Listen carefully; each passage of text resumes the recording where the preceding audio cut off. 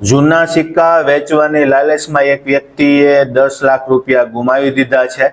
એમની પાસે જૂના 25 પૈસા, 50 પૈસા કે 5 પૈસાના સિક્કા હતા 22 જેટલા। તો એમણે વેચવા માટે સંપર્ક કર્યો તો સામેવાળી વ્યક્તિએ અલગ અલગ ટ્રાન્ઝેક્શન ફીના નામે 10 લાખ રૂપિયા પડાવી લીધા છે। આ ભાઈને લાલચ હતી કે મને 38 લાખ રૂપિયા તો મળવાના છે, તો ભલે પ્રોસેસિંગ ફી કે જીએસટીના નામે મારે 10 લાખ ભરવાના થાય।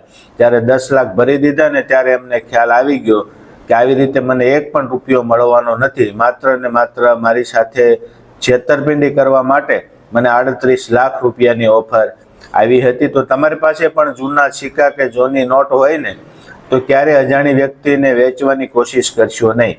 કોઈ લાખો રૂપિયા આપી દેતું નથી।